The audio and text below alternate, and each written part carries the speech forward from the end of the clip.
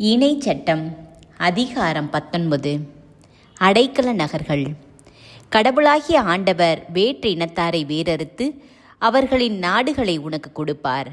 நீ அவற்றை உடைமையாக்கி அவர்களது நகர்களிலும் வீடுகளிலும் குடியேறுவாய். நீ உடைமையாக்கிக் கொள்ளும்படி உன் கடவுளாகிய ஆண்டவர் கொடுக்கவிருக்கும் நாட்டினிடையே 3 நகர்களை உனக்கென ஒதுக்கிவை. கொலை செய்தவன் எவனும் அங்கே தப்பி ஓடும்படி சாலைகளை அமை.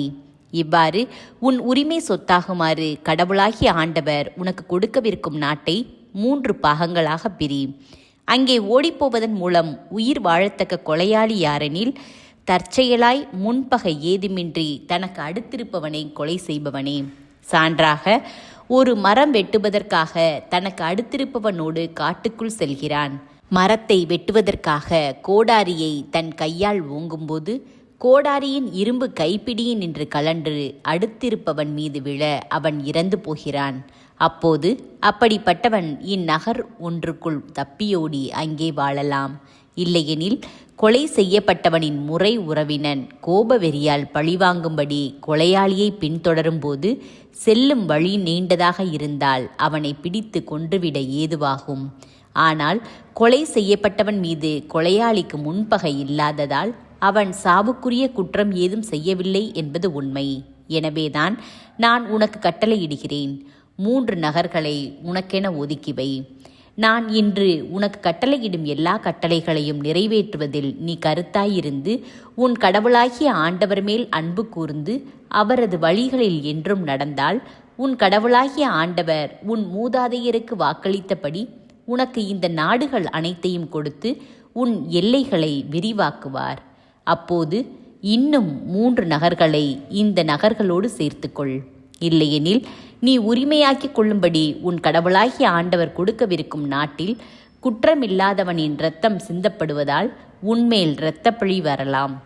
ஆனால் ஒருவன் தனக்கு அடுத்திருப்பவனை பகைத்து அவனுக்காக பதுங்கியிருந்து அவனை தாக்கி அவனை வெட்டி சாகடித்த பின் இந்த நகர்கள் ஒன்றினிற்குள் ஓடி ஒளிந்தால், அவனது நகர் பெரியோர்கள் ஆளனுப்பி அங்கிருந்து அவனை கொண்டு வந்து கொலை செய்யப்பட்டவனின் முறை உறவினனின் கையில் அவனை ஒப்படைப்பார். இரத்த பழிக்காக அவன் சாவான். நீ அவனுக்கு இரக்கம் காட்டாதே. குற்றம் இல்லாதவனின் இரத்தப்பழியை இஸ்ரேலில் இருந்து துடைத்துவிடு. அப்போது உனக்கும் நலமாகும். வழிமுறை எல்லைகள்.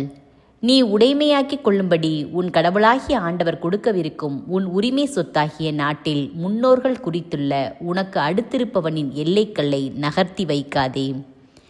சாட்சிகளை பற்றிய விதிமுறைகள்.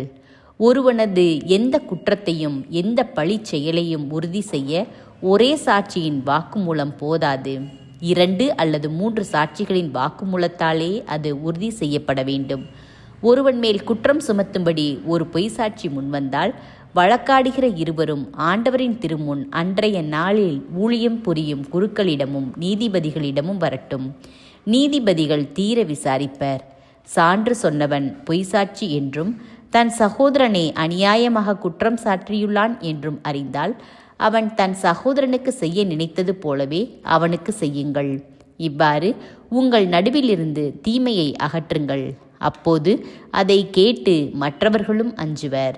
அத்தகைய தீச்செயலை உங்களிடையே எவரும் செய்ய துணியார். நீ அவனுக்கு இரக்கம் காட்டாதே.